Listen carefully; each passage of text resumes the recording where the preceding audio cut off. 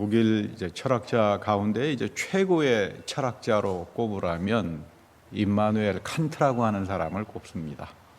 근데 이 칸트라는 사람이요, 자기가 사는 집 주변에 성이 하나 있는데 그 당시에 감옥소로 사용을 하고 있었어요.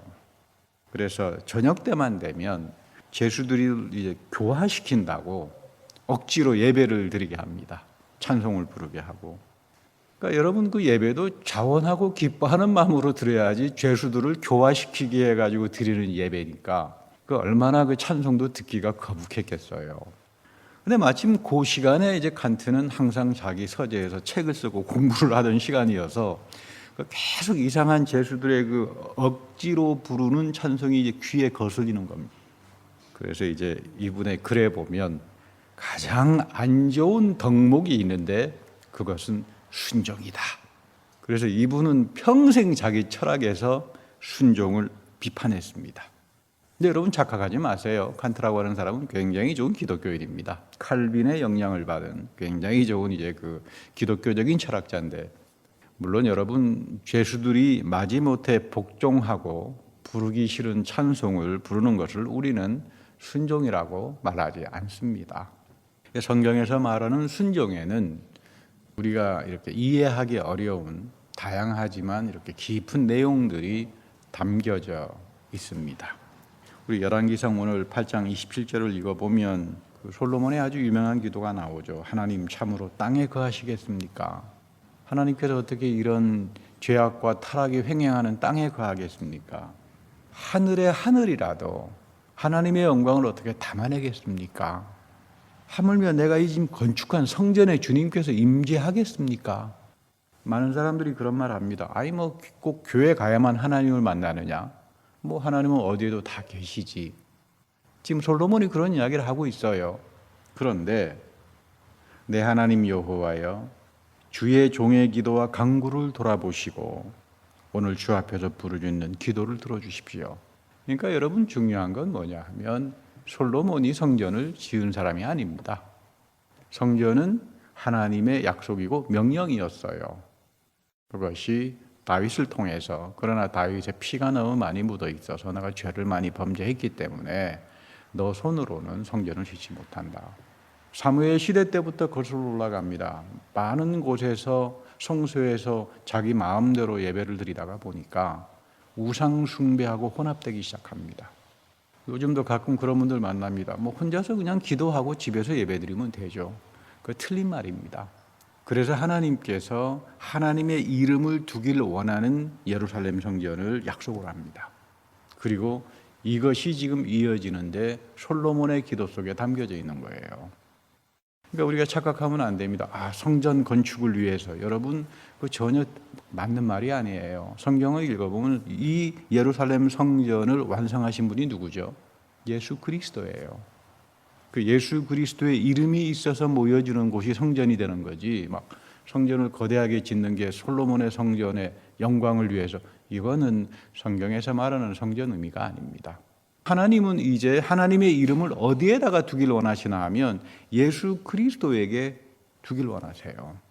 인간들이 만든 성전에 두길 원하는 게 아닙니다. 우리가 교회에 모이더라도 정말로 내 안에 예수 그리스도 안에 나타난 하나님의 이름, 하나님의 은혜, 그것을 사모하는 사람들에게 오늘 우리는 하나님의 은혜를 경험하지, 세속적인 생각으로는 이제 어려워집니다. 성소에서 예배를 드리고 예루살렘 성전이 있지만 사람들이 말씀에서 빗나가기 시작합니다. 불순종하기 시작합니다. 그래서 이방 잡신들을 섬기기 시작해요. 그 주변 나라에 보니까 근사하게 예배들을 드리고 하니까 그것들을 갖다 놉니다. 예루살렘 성전에다가 우상들을 세워놓기 시작합니다. 엉망진창이 돼버리는 거죠. 그래서 하나님의 영광이 떠납니다. 사무엘상 15장 22절에 아주 유명한 말씀이 나오는데 순종이 제사보다 낫다. 사울에 대한 심판의 말씀이에요. 결국 사울은 하나님께서 정해놓은 예배와 약속과 그것을 어겨버리고 자기 마음대로 예배를 드리고 그랬다가 사무엘에게 질책을 당하고 결국은 왕위에서 폐위를 당하는 그런 비극을 경험합니다. 제사보다 순종이 더 소중하다. 이 말씀은 구약 성경 전체 그리고 신약 성경에까지 쭉 이어지는 굉장히 중요한 신앙의 원리입니다. 이거 여러분 이제 붙을 줄 알아야 돼요. 제사가 아니라 순종이라고 하는 건 뭔가? 이것은 다른 말이 아니라 모세에게 시내산에서 하나님께서 토라인 언약의 말씀을 주었죠. 그 토라의 언약의 말씀에는 예배를 어떻게 드리라라고 하는 레위기와 하나님이 사랑하는 예배의 질서들이 다 담겨져 있어요. 거기에 맞춰서 예배를 드리면 되는 겁니다. 그러나 예수 그리스도가 오셔서 우리에게는 우리의 예배 문서가 있죠. 그게 히브리서입니다.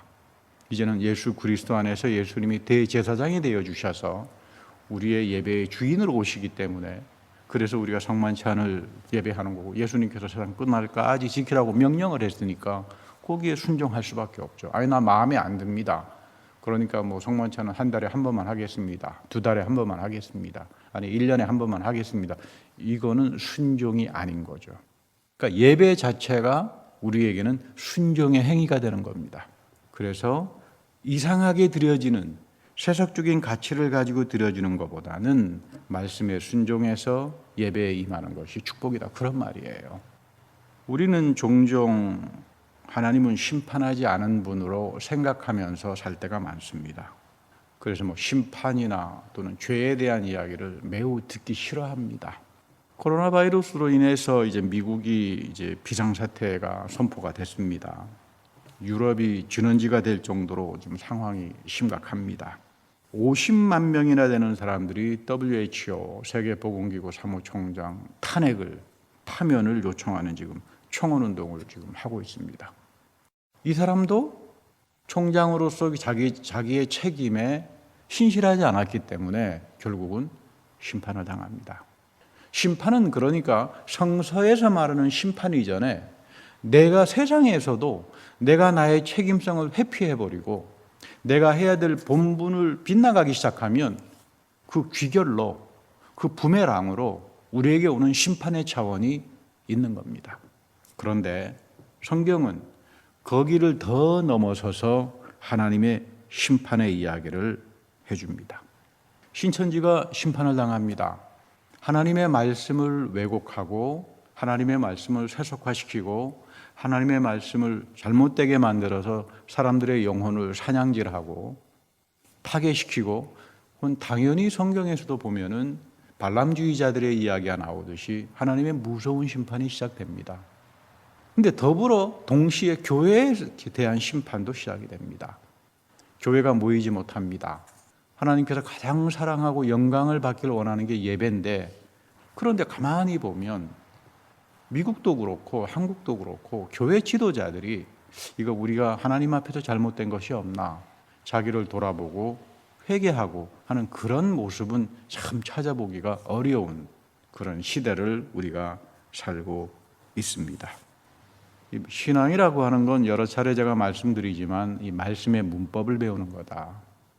말씀의 문법을 통해서 성경을 이해하는 거지 내 생각 갖다 붙여서 될 수 있는, 그렇게 해서 하나님의 말씀이 너희들에게 만홀리 여김을 당하지 않는다. 사도 바울 선생이 늘 그 이야기 하잖아요. 하나님 말씀 가지고 너멋대로 하지 마라. 절대로 하나님은 너희들이 말씀을 팔아먹고 장사하고 만홀리 여기고 사냥질을 하는 거기에 우스갯거리를 당하지 않는다. 그런 경고를 합니다. 사실 이런 시간일수록 우리가 하나님 말씀을 잘 배우고, 하나님은 심판하는 데 관심이 있으신 분이 아니라 회개하기를 원하시는 분이에요. 심판이라고 하는 건 일종의 경고입니다. 이러한 일들이 벌어지니까 너희들이 때의 징조를 분별해서 하나님 앞으로 내가 돌이키고 잘못된 거는 하지 말고 잘못된 길로 내가 걸어가고 있으면 그쪽으로 가지 말자, 이러면 되는 겁니다. 그래서 회개라고 하는 말은 메타노이아라고 하는 말이죠. 메타노이아, 메타피직이라고 하는 말을 씁니다. 형이상학이라고요. 피직 이전에 있다. 그래서 피직이라고 하는 말은 물리학인데 물리학 이전에 있는 것을 메타피직, 형이상학이라고 표현하듯이 메타노이아, 노이아는 생각입니다. 내 생각 이전에 있다, 그런 뜻이에요. 원래 성경에서 말하는 회개라고 하는 말이. 그러니까 내 생각 이전, 내가 평소 옳다, 내가 생각하는 편견, 나의 고집, 주장, 확신 이런 게 중요하지 않고 그 이전으로 돌아가서 하나님 앞에 진지하게 서는 것을 회개라고 말합니다. 그러니까 회개는 나의 잘못된 생각을 설령 내가 평소에 옳다라고 생각하는 것조차도 괄호에 묶어버리지 않으면 절대로 회개는 하지 못합니다. 우리가 착각하면 안 됩니다. 아유, 목사님 저는 매일 통회하고 하나님 앞에 회개하는데요. 여러분, 그거는 성경에서 말하는 회개가 아닙니다. 내가 내 죄로 인해서 애통할 수 있겠죠. 내가 잘못된 일로 인해서 아이고 내 잘못했습니다. 그게 여러분 성경에서 말하는 회개가 아닙니다.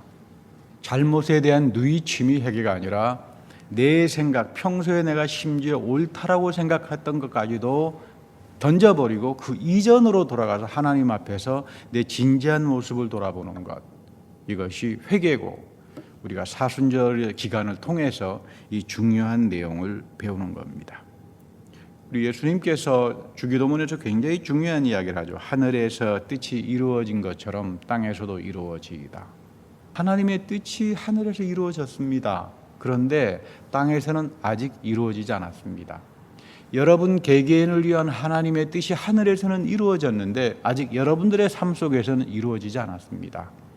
그래서 회개의 기도라고 하는 것은 하나님이 나를 향한 우리 교회를 위한 그 뜻이 하늘에서는 이루어져 있는데 아직 우리가 연약하고 우리가 아직 모자라고 그래서 아직 그 뜻이 우리에게 이루어지지 않았고 우리가 또한 그 뜻을 알지 못합니다.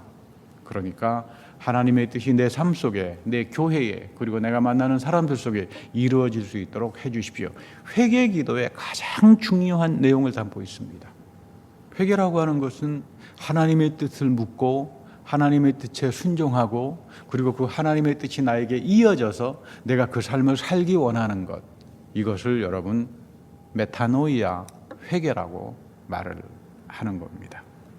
사실 하나님은 끊임없이 우리를 불러서 만나게 하는 사건이 있습니다. 우리가 어떻게 하면 하나님의 뜻을 알 수 있을까요? 우리가 어떻게 하면 하나님의 음성을 들을 수 있을까요? 하나님께서는 하나님의 뜻을 알려주는 약속의 장소가 있어요. 그래서 하나님은 항상 약속을 통해서 역사합니다. 그것이 십자가에 달리신 그리스도예요. 하나님은 이제 더 이상 다른 곳에서 우리를 만나기를 원하지 않습니다. 솔로몬이 하늘에 계신 하나님께서 어디 성전에 오시겠습니까? 우리가 어떻게 하나님을 만날 수 있겠습니까? 여러분, 하나님께서 완전히 세상을 초월해 버린다면 우리가 어떻게 하나님을 만날 수 있겠어요? 우리가 하나님을 알 수도 없을 겁니다.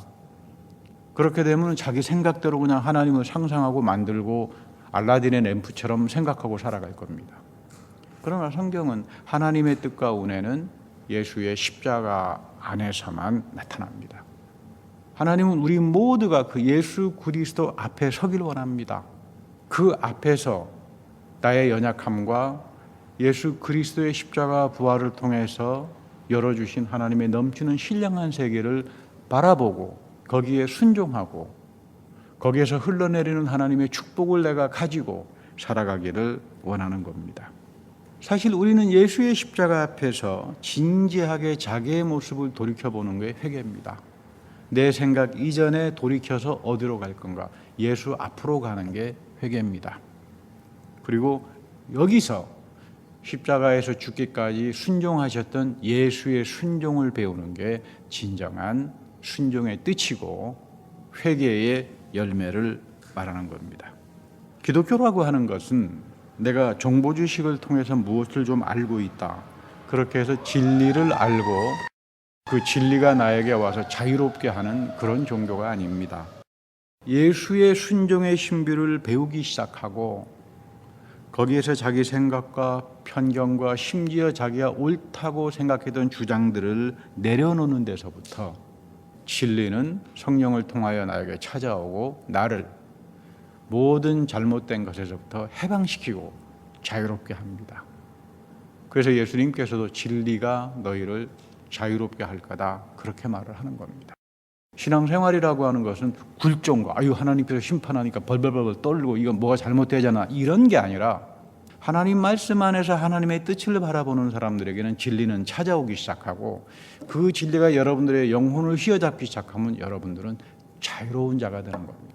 이 사건이 오늘 세상에서 코로나 바이러스 때문에 불안이 있고 공포가 있는 이런 속에서 또 많은 이상한 분들이 요한계시록을 들먹거리고 공포를 조성하는 이쪽에서 마지막 믿음을 가지고 살아가는 사람들은 이 시간 속에서 진리가 나에게 와서 나를 자유롭게 하고 해방하게 하는 그것을 보고 살아가는 사람들을 우리는 구루터기의 믿음의 사람이요, 하나님께서 마지막 때 이런 믿음을 통하여 놀라운 역사를 한다는 것을 깨닫고 이 은혜를 사모하면서 살 수 있어야 합니다.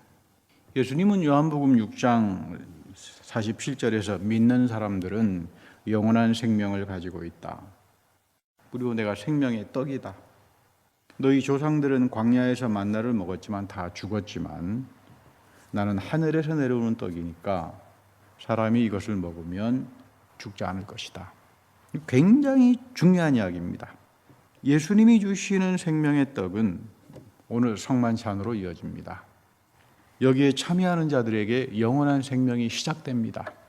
사실 우리는 말씀과 성찬을 통해서 생명의 빛을 받습니다.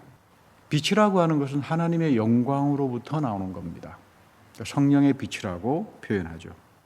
우리는 성찬에서 부활하신 그리스도가 이 시간 성령으로 우리에게 오셔서 빛을 비춰주시는 것을 체험합니다. 이 빛, 영원한 빛을 내 영혼에 간직하고 살아가는 것, 이것을 가리켜서 영생을 가진 사람이라고 말합니다. 그러니까 지금 너희들은 믿음을 가지고 나를 믿었으니까 영원한 생명이 있으니까 안 죽을 거다, 이런 지금 단순한 말이 아니라 우리도 이스라엘 백성들이 만나를 먹고 죽었듯이 죽습니다. 그러나 내 안에 그리스도의 약속인 생명의 빛을 담고 살았던 사람들, 내 안에 있는 성령이 사도 바울도 이야기하는 것처럼 장차 죽을 나의 몸을 살려냅니다. 이것이 영원한 생명이라고 하는 의미예요. 만나를 먹어서 이스라엘 백성도 죽었어요. 우리도 죽습니다. 그러나 살아계신 예수 그리스도의 생명이 여러분들에게 말씀과 성만찬을 통해서 오는 사람들에게 성령의 빛이 비춰지기 시작하고 그 빛을 가지고 살았던 사람들에게 마지막 바울이 이야기하는 것처럼 성령이 내 죽을 몸을 살려내는 겁니다.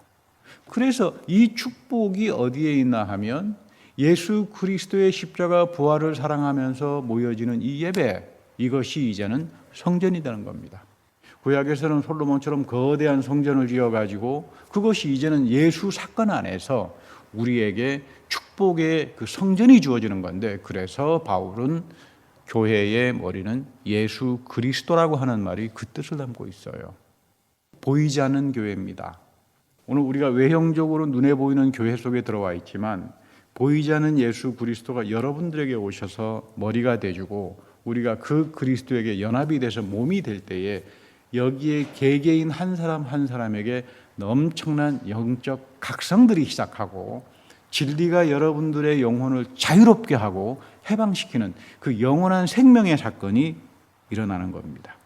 한 번에 끝나는 사건이 아니라 죽을 때까지 이것을 사모하고 여기에 순종하고 그 생명을 내가 이어서 살아가기를 원하는 사람들에게 이 축복은 오늘도 여전히 살아서 움직이게 되는 겁니다. 흔히 사람들은 인류 역사에서 가장 위대한 사건이 1492년도 콜럼버스가 아메리카 대륙을 발견한 거라고들 말합니다. 그때만 해도 스페인은 옛날 영국이 세계를 제패했듯이 해가 지지 않은 나라라고 할 정도로 막강했죠. 그래서 그 당시에 스페인 사람들은 자기네 그 동전에 이런 라틴말 문구를 적어놨다 그래요. 저 너머에는 더 이상 아무것도 없다. 보이는 게 다다 이 말이죠. 우리가 다 세계를 제패했고 저 너머에는, 그러니까 우리가 보는 게 전부다.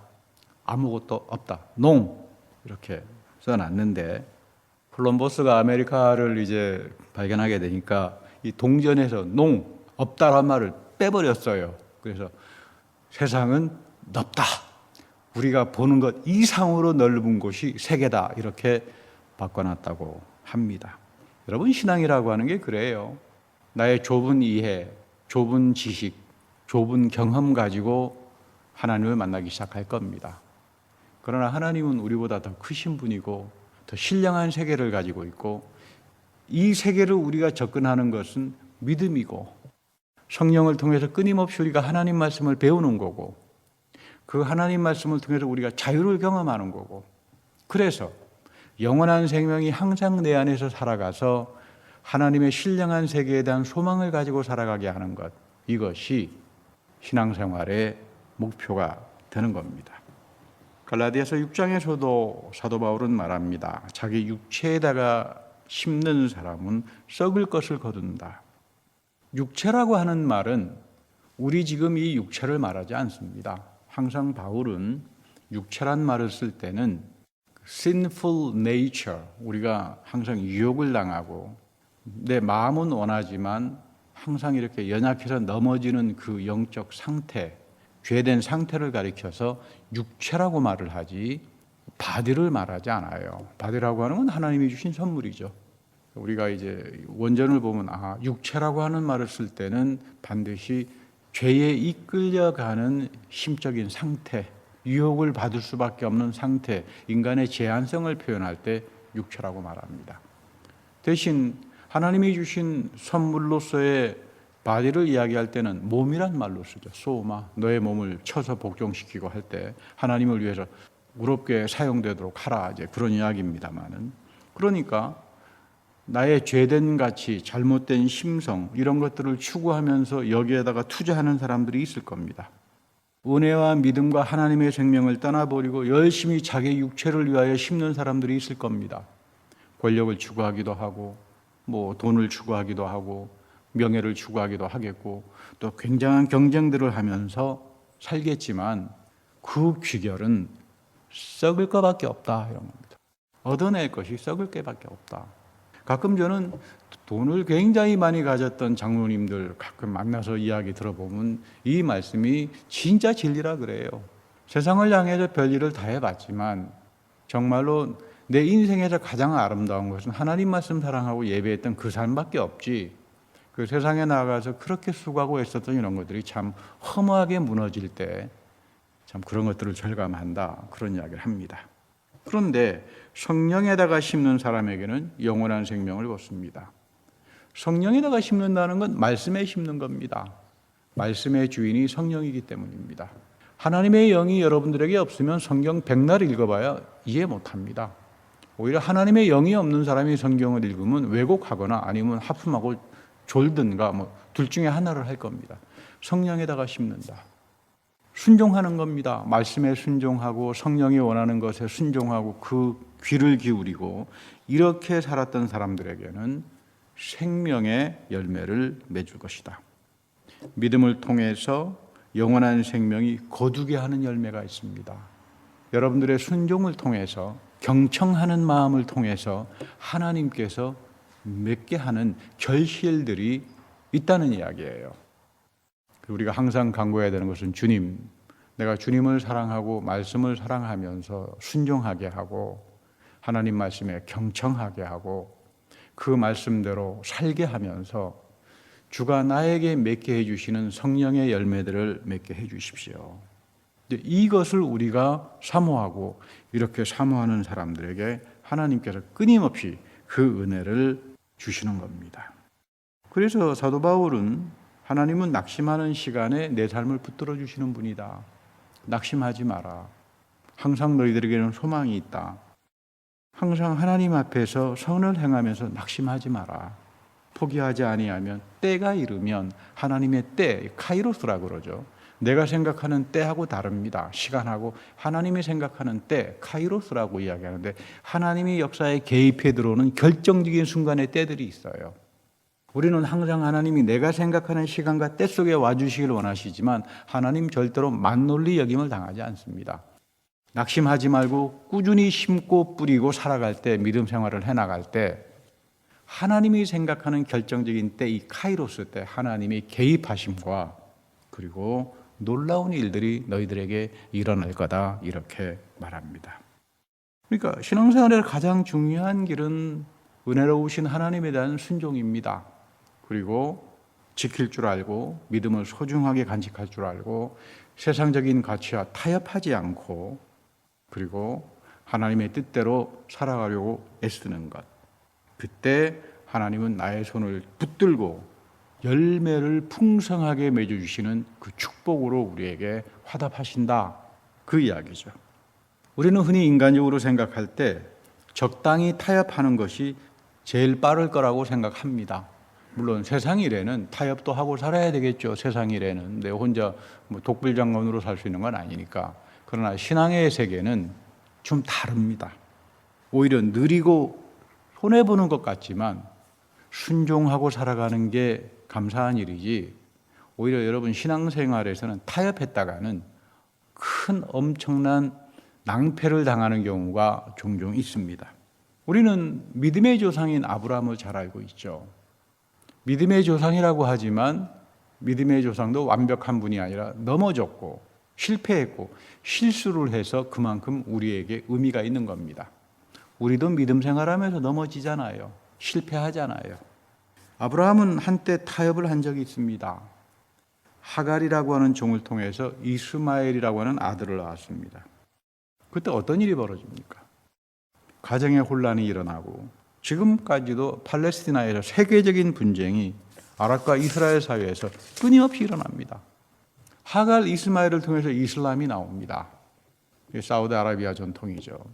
그래서 여러분 코란을 읽어보면 가장 존경하는 사람이 아브라함이에요. 아브라함, 이스마엘. 그리고는 그 코란을 읽어보면 이삭이 아니라 이스마엘이 다 아브라함의 직접 후계다. 이러니까 변개를 해놓은 거죠. 왜곡을 시켜놓은 거죠. 왜 이런 일이 벌어질까? 아브라함이 타협합니다. 하나님께서 약속을 합니다. 내가 너에게 준 귀중한 땅이니까 잘 경작하고 지키며 살아야 되는데 흉년이 들어요. 그 흉년이 드니까 이건 하나님께서 약속한 땅이 아닌가 보지. 그렇게는 생각 안 했겠죠. 하나님의 약속한 땅이지만 먹고 살기 위해서는 조금 내려갔다 와야 되겠다. 그렇게 생각을 했겠죠. 그래서 고센 땅이라고 내려갑니다. 애굽의 그 근처에 있는 고센. 이름이 좀 그렇죠. 가서 고생만 실컷 합니다.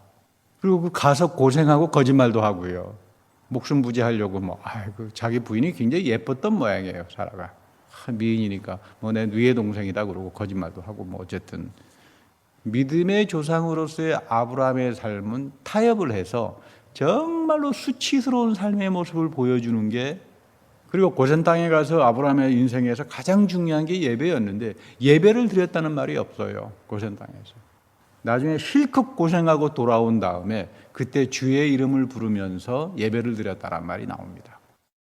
근데 그 고생한 땅에서 그 선물로 이방의 왕이 준 선물로 받은 사람이 하갈입니다. 이 타협이 아브라함의 인생에 치명적인 오점을 남기는 겁니다. 오늘 우리가 살아갈 때 가장 중요한 건 내가 하나님 말씀에 순종할 건가, 세상과 타협할 건가. 이것은 창세기에서 아담과 하와의 범죄에서도 그대로 나타납니다. 이들은 뱀의 소리와 타협하기 시작합니다. 뱀의 소리는 적당히 타협하자 그 말입니다. 하나님 말씀 가지고 변개합니다. 하나님 말씀 가지고 아주 묘할 정도로 바꿔놓습니다. 그러니까 여기에 타협하고 결국은 선악과를 꼭 그렇게 놔둘 필요가 있느냐. 너희들이 저거를 먹으면 지혜스러울 수 있고 똑똑해질 수 있고 총명해질 수 있는데, 그래서 결국은 하나님처럼 눈이 밝아지고 싶다. 그래서 하나님을 밟고 올라가고 마는 겁니다.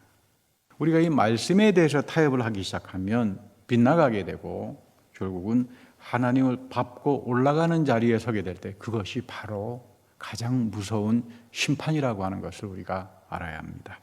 어떤 분이 한국판 알라딘이라고 하는 이야기를 만들었더라고요.